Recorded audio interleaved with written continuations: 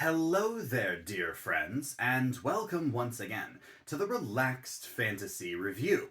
Today, we're continuing our series in the brand new Player's Handbook, discussing the classes that we find within. The classes are what define us as characters. They define how we fight, how we function outside of combat, how we scale throughout the game, whether we have magic or not, what weapons and armor we use, what combat tactics. There are so many things that our class defines, and choosing the one that fits your playstyle is, I believe, more monumental towards building your character than your background, your species, or any other choices you make. Today we're talking about one of the most popular classes, at least in 5th edition D&D, the Warlock. Warlocks are certainly the love child of many different ideas of magic, and the idea that a warlock is one of the most powerful casters in the game is not uncommon to hear. They have a lot of features that make them incredibly unique. Even though they are full casters, they are full casters like no one else. In fact, during the playtest for the brand new Player's Handbook, Wizards of the Coast actually tried to take warlocks and turn them into a different kind of caster. They actually tried to change the basis of the warlock's magic, and the outcry from the community was so strong they said, okay, we hear you. We will keep the warlocks unique, and we will keep them special in the way that only they are. And I think that discussing them today is going to be less about how they've changed and more about how they haven't changed, and just how good they are. Now, in the new book, they might be the class that have had the least amount of changes, now that I think about it, but we'll discuss the details here in just a second. Before we do, though, I'd like to let you know, Relaxed Fantasy Review has memberships. For just $1 a month, you can support me here on YouTube and get a couple benefits. First, you get a little badge next to your name in the comments, letting folks know that you're a supporter. But also you get early access to my videos. I upload videos Monday, Wednesday, and Friday, and I upload them a day early for members only. If that interests you, you can click the join button just down there next to the subscribe button. I'd love to see you in the comments with your member badges, and if it doesn't interest you, that's totally fine too. Just being here to watch the video, liking, subscribing, all that stuff that costs nothing. It's a wonderful way to support me, helps build the community, helps me in the algorithm, and I'm very, very thankful. So thank you for watching my content here on YouTube. So as with all classes, let's start with level 1, a level 1 Warlock. First of all, your hit die is a D8. This is actually better than the other two primary arcane casters, sorcerers and wizards. It gives you a little bit of extra tankiness. I mean, I'm certainly not going to ask a warlock to stand on the front line, but, you know, you've got the same amount of hit points as a cleric or a rogue or a bard. You know, not the squishiest people in the game. You're not the full backline squishy. You're still not a fighter by any means, but you're doing okay. So I give this an 8 out of 10. Your saving throw proficiencies are Wisdom and Charisma. Now, Wisdom is, I believe, the most common saving throw in the game when it comes to resisting magical effects and creature effects. Charisma, a little more niche, but it makes sense for the kind of caster you are, and it helps you resist, certain kinds of mind control and extraplanar powers. I give these 10 out of 10 and 8 out of 10, respectively. As far as your skills go, you get a list of 7 to choose from, so not the shortest list. You only can choose 2 of them, though, so you're not building a skill build with a warlock, at least not till a little later. We'll discuss that here in a minute. But yeah, the skills, I give them 7 out of 10. You're doing okay, you've got some options, but nothing here. You can take Arcana, you can take Deception, Investigation, there's some things here. As far as weapons go, you're stuck using simple weapons, unfortunately. Now, simple, you still have some choices. You can grab yourself some daggers, you can grab yourself a quarterstaff, you could even use a great club if you want to use a two-hander. You've got options here. There is, if you want to be a weapon-based warlock, there is an option later on for that, but for now, we're just talking about base features, and simple weapons are a 7 out of 10, Finally, you do get an armor proficiency. You get light armor, meaning you've got the same amount of armor as a rogue does. So yeah, you're not as helpless as, like, the sorcerer or wizard, again, who I refer to, who have no armor. Of course, there's the option to use mage armor and other things like that, which is helpful. But the ability to just throw on studded leather and be just down 1 point from mage armor and not have to worry about that is nice. So I'm going to give this 7 out of 10 again. Now, your main features at level 1, you get both of them straight away. First of all, Pact Magic. Pact Magic is your version of spell casting, because it turns out warlocks don't use regular spell casting. They get their magic from a pact that they create with an otherworldly being. This otherworldly being grants you your magic, and that is why you have it. Now, Pact Magic is very different from regular spell casting. First of all, you choose your spells as you level up at the same rate as a full caster. So first level spell slots now, and they go up every other level until you hit level 5. The issue is that you don't get as many slots, and they scale differently. The way warlocks work is that you get, at level 1, you have a single spell slot, a single first level spell slot, and it comes back on a short rest. So you don't need to full long rest to get your spell slots back like every other caster. You can just short rest and get that back. Now at level 2, you do get another spell slot. So you will have 2 at level 2. And they scale. So you don't get at level 2, you have 2 first level spell slots. At level 3, you'll have 2 spell slots, but they'll both be second level. So you don't have first level slots anymore. This is an interesting way that warlocks like to spells that get stronger as they scale, because they always will scale. You don't have any first level spell slots after level 2 for the rest of the game. You will always have whatever spell slots you have scaled to. Now, you don't get a third one until you reach level 11, I think it is. So you'll have 2 slots for the first half of the campaign, probably more than that, depending on when it ends. So 2 spells per short rest. If you get multiple short rests throughout the day, that's going to give you a lot of magic. But if your dungeon master is the type who is restrictive for short rests, then you're going to have to be very careful with how you use your spells. So it really depends on your DM, but personally, as a DM, I love giving short rests. For me, it's a short rest after every fight, unless you're in some sort of gauntlet. And those are pretty rare. Most of the time, casters can, get a bit of downtime, an hour to loot the battlefield, sit down, tend their wounds, and that's what short rests are for. And warlocks just getting all their magic back right there, fantastic.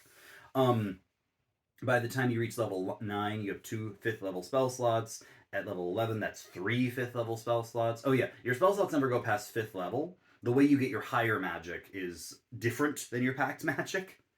We'll discuss that later.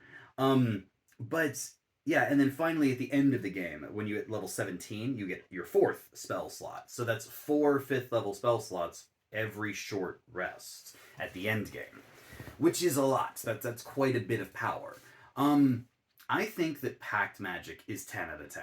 It is why the Warlock is so beloved. The fact, it's also why they're so memeable. People talk about Warlocks desperately wanting naps all the time, which I think is funny because you don't need to nap during a short rest. A short rest doesn't require you to fall asleep. You can just sit down and just do nothing but light activity for an hour, and that's a short rest. So, I think that... But it's a funny meme, and it's a powerful feature. I think that it genuinely makes warlocks amongst the strongest of the casters. And I give it 10 out of 10. The other thing you get at level 1 is Eldritch Invocations. This is the other thing that makes warlocks so powerful. They are passive buffs. And you start with 1 at level 1, but again, you get more as the game goes on. You get 3 at level 2. And then it scales up as you go. I think you end the game with 11, if I remember correctly. But you get a big list of invocations, and you choose from them. At level 1, you can only choose from a list of 5, because most of them have a level prerequisite. But once you get to level 2, a good majority of them unlock. They do a lot of stuff. A lot of them allow you to cast spells for free. So, and I'm not talking about cantrips. I'm talking about leveled spells. For example... Right at level 1, you could take Armor of Shadows. This lets you cast Mage Armor without expending a spell slot. So now, if you want to utilize that single invocation at level 1, you can just have Mage Armor all the time, with no need to use that single spell slot of yours to cast it. Alternatively, you could take Eldritch Mind. This gives you advantage on concentration checks. Handy, because you don't have con saving throw proficiency. So, that's handy. And then the pacts are all here. Pact of the Blade, Pact of the Tome, and Pact of the Chain. These customize your Warlock into different play styles. Pact of the Chain lets you summon a powerful familiar. You can summon skeletons, pseudo-dragons, closets, imps, even a Sphinx of Wonder, which is an interesting little creature that was new to the book. Lots of powerful familiars that you can just summon at will. Also, if you take Pact of the Tome, when you create the book, which takes, I think, an hour, so you can do it over a short rest, it gives you 3 cantrips and 2 first-level ritual spells from any class's list, letting you pilfer whatever it is you please. And because you can recreate the book every short rest, you can just keep changing out cantrips, and you can get them from anywhere. The wizard, sorcerer, bard, druid, cleric, take your pick. It's a really, really cool one. And then the ritual spells are also nice. And then Pact of the Blade is the one that everyone's excited about, because you can either bond with a weapon, and it can be a martial weapon, it just has to be melee. So you can grab a weapon you're not proficient in, and you bond with it, or you can just summon one out of thin air. And when you do so, you can use your charisma instead of your strength or dexterity to attack with it. That's pretty strong, and it really, really makes the Pact of the Blade a powerful feature. You also automatically become proficient in it, regardless of what it is, which allows you to grab two-handed weapons. And so now you can fight with a greatsword if you want. You can even use the weapon as a spellcasting focus. So yeah, there's a lot of good options here, right from level 1. And then as you level up, you get more options. I'll do a video on invocations, but you, like I said, you can cast a lot of spells without using a spell slot. You can also empower your spells, your cantrips especially. You can do extra damage, push creatures around, slow them down, have further range. There's a lot of options here. And I think that invocations are what allow you to customize your Warlock in a way like no other class can. There are so many ways to build a Warlock. As a martial fighter, as a spell slinger, as a battlefield controller, as, a scout or an investigator. There are so many options here, and they scale too. A lot of invocations don't unlock until later levels, and when you get them, they make you even more powerful. But yeah, invocations I give 10 out of 10, just like I give 10 out of 10 to Pact Magic. Level 1 Warlocks, this power is what's going to carry you throughout the game. Now, level 2, you get a feature called Magical Cunning. This is a simple feature which says that if you don't have time for a short rest for some reason, maybe your DM's very stingy with it, you can, once per day, use a magical ritual which takes 1 minute. So you can't do this in combat, but it's something you could pretty easily do outside of combat. A minute is easier to attain than an hour. Hide in a corner for a minute, you'll be fine. And you do this ritual and you get half of your spell slots back. Now at level 2, that's 1 spell slot back. But it does round up, which is nice. So that means that when you do get your 3rd spell slot at level 11, Magical Cunning will give you 2 spell slots back. But when you get your 4th one at level 17, you're still only getting 2 spell slots back. Now, this is just a fun way that a Warlock can increase their longevity. It's not as strong as I'd hoped. Like, I understand you can't just give them all back on a minute. That's too strong at the lower levels, because it basically doubles your spellcasting potential between short rests. But it's the fact that it takes a full minute. I think it would have been a 10 out of 10 power if it took an action. Like, you're still having to spend an action in a combat, but if you run out of spell slots and you urgently need one, you could use your action to get one back. So, the fact that it's a minute does knock it down a peg. I'm still giving it 8 out of 10. I think that it's worthy of that. You just have to know that you can only do this once per day. So, if you're a Warlock who's level 2, You have 2 first level spell slots, and you're going to get 1 short rest per adventuring day. That's 4 first level spell slots. This is going to make it 5. And yeah, that's fine. I mean, it's the same thing at level 11 when you have your 3 spell slots per short rest. You get 1 in the middle of the day, that's 6 spell slots. This would make it 8. So, it is increasing your abilities a decent amount, but not game-breakingly so. So I give it 8 out of 10.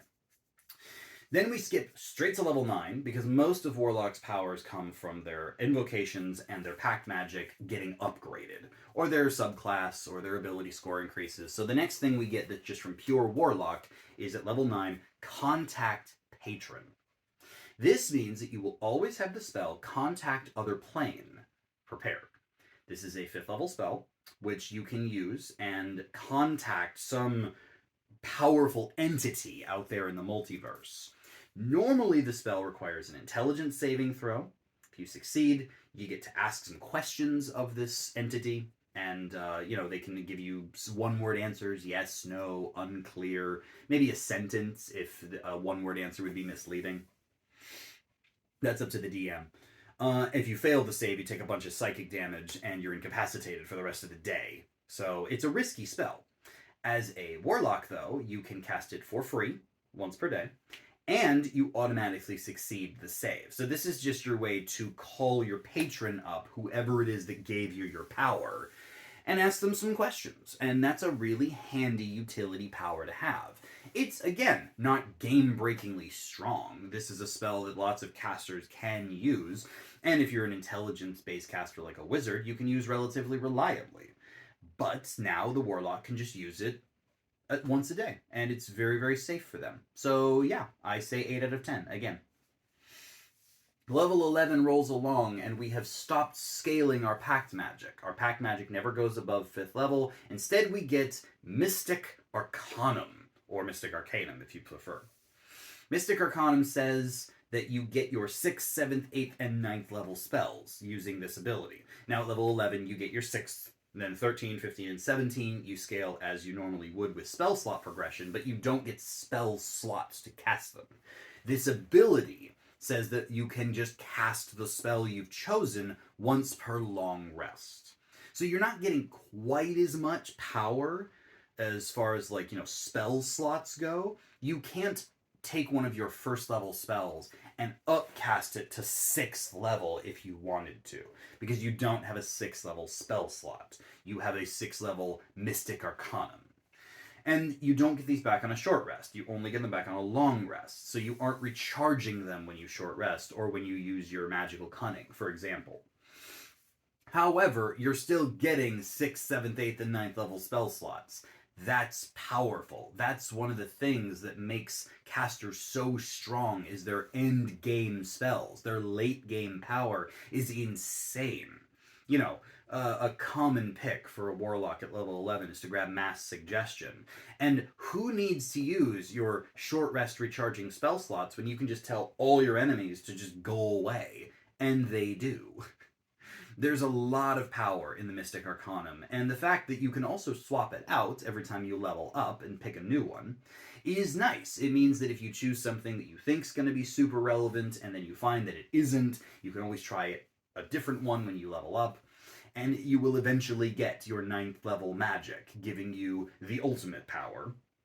And yeah, I think this is worthy of 10 out of 10.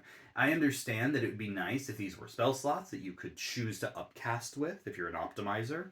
And if you got more than one use, that would be great. But I think the fact that it's here at all, while you're still short rest recharging your 5th level spell slots, is 10 out of 10. It's just too good to pass up. Finally, at level 20, you get the Eldritch Master feature. This is a pretty lackluster capstone. I will say it's not a bad capstone. It certainly is appropriate. When you use Magical Cunning, at this point you have 4 spell slots, all 5th level, and they come back on a short rest. But when you use your Magical Cunning feature, you would naturally get 2 of them back. Eldritch Master just says that when you use Magical Cunning, you get all of them back. So Yeah, like I said, if you're going off the idea that you've got 4 spell slots and you get 1 short rest a day, that means you have 8 5th level spell slots to use. And with at level 19, your magical cunning was giving you 2 of those back, so that's 10 a day. With Eldritch Master, it becomes 12 a day, so 2 more, you know, 5th level spell slots. And that's not a bad thing. Like, that's not bad. 5th level spell slots are powerful, even in the late game. And the fact that you're getting a couple extra a day, I mean, a wizard would be really, really happy to have that. I wish that it was more along the lines of, like, I could see a really, really powerful capstone simply saying you can use magical cunning an infinite amount of times. So now you could get 2 5th level spell slots back every minute, like, all day long, which would make the short rest only necessary for other things, like getting your hit points back, getting all 4 back. But instead, it's just like, no, you still can only do it once per day, but you just get all of them back now. It's fine. It's okay. It's potent. I give it 9 out of 10. In a vacuum, it's a 9 out of 10. I'm just a little disappointed because I've seen a lot of other class capstones be insanely strong and just infinitely useful. This just feels kind of mediocre by comparison. But I'm not talking about other classes. I'm talking about the Warlock. And the Warlock's going to be thankful for those extra spell slots because they only take a minute to get. Overall, we're talking one of the most customizable and one of the most blastery, powerful classes in D&D. You've got short rest recharging spell slots, invocations to give you passive and active buffs, free castings of a lot of spells, a good amount of versatility with the different packs you can use, and you can use more than one. If you want to use your invocations to get all 3 packs, go for it. You're allowed to do that. Overall, I give the Warlock 9 out of 10. They are not perfect. They certainly are not the strongest class in the game. They can't use ranged weapons as their packed weapons, which I think is odd, but I guess it's called Pact of the Blade, not Pact of the Bow. You know, their familiars are better than the wizard's familiar, but they're still just a familiar. They're not a full summon. Your saving throw proficiencies are decent, not amazing. Your skills, your weapons, like all this stuff, like you're not perfect by any means. Like, but your magic, your invocations, and your patron powers give you a theme that just power you up in lots of different ways and give you an amazing story to tell. I think, honestly, mechanically speaking, invocations and pack magic are the thing that make warlocks the best. But they also were popular because of their story. Having a patron, having a powerful entity that is invested in you, that is giving you magic. You can call them once a day at level 9. This is such a fun storytelling trope. And flies in the face of many other casters who get their power through nature or the hidden power of the gods or just the weave itself and study. There's a lot of ways to do it, but the warlock has an individual, has an entity who is granting them this, and that's much more ripe for storytelling. Mix in the unique mechanics, and you have one of the best classes in D&D. Are they the strongest class? No. They're pretty strong, but they're not the most powerful when it comes to just dealing the most amount of damage or doing the best in social situations or being the tankiest. They're not the tankiest by far. But they are good. They're good at basically whatever you build them for. And yeah, there's so much you can do with them that I have to give them 9 out of 10. Not perfect, but very, very strong. And very fun as well. I highly recommend playing a warlock if you are looking for something different in D&D. This has been the Relaxed Fantasy Review. If you enjoyed the video, please like and subscribe down below. Have a look for the join button down there, and keep your eyes peeled for more class reviews coming down the line soon. Have a good one, my friends.